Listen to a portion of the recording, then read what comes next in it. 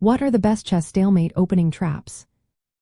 Imagine a game where one move suddenly leaves your opponent with no legal options, not because they are in check, but because they have nowhere to go. That's what a stalemate is in chess. It's a tricky situation where the king isn't in check, but the player can't make any move without putting the king in check. While many players see stalemate as a defensive tool in the endgame, clever players can set traps early in the game to catch their opponents off guard. These traps often involve sacrificing a piece or pawn to lure the opponent into a position where they think they are winning, only to realize they have no moves left. One popular trap is the Eric Rosen stalemate trap. It's named after a well-known chess player who used it to surprise opponents.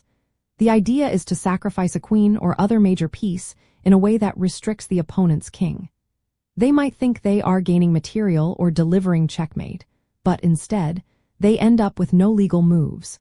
This trap works best in quick games where players might overlook the possibility of stalemate. It's a clever way to turn a losing position into a draw, especially if your opponent gets greedy for material. Another common setup involves sacrificing a rook or queen early on to push the opponent's king into a corner. If they capture the attacking piece without considering the consequences, they might leave their king with no safe squares. For example, after a series of checks and captures, the opponent might be forced into a position where they cannot move without putting their king in check, resulting in a stalemate. These traps often exploit overzealous material grabbing or careless moves.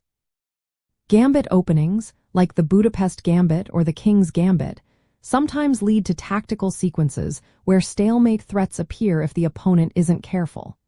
Players might sacrifice material to lure the enemy king into a dead end.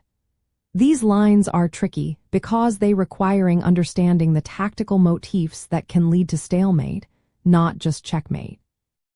Pawn structures also play a role in stalemate traps.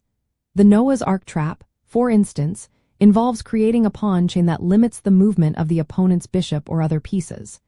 If the opponent tries to break free or capture, they might accidentally leave their king with no safe squares, resulting in a stalemate.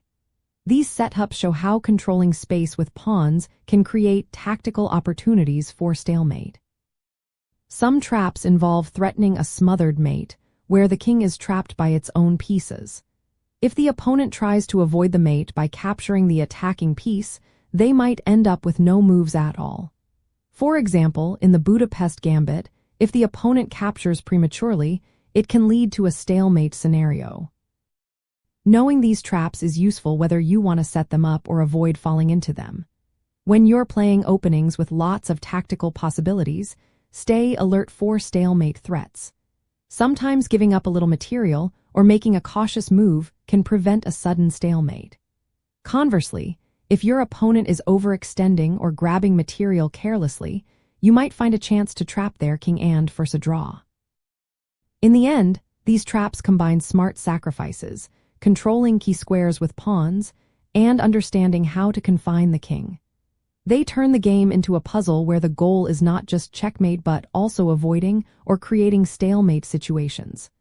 Familiarity with these patterns helps you spot opportunities to save a tough position or catch your opponent off guard. So next time you're in a tight spot, remember that a well-placed trap can turn a losing game into a surprising draw, making your chess journey even more exciting.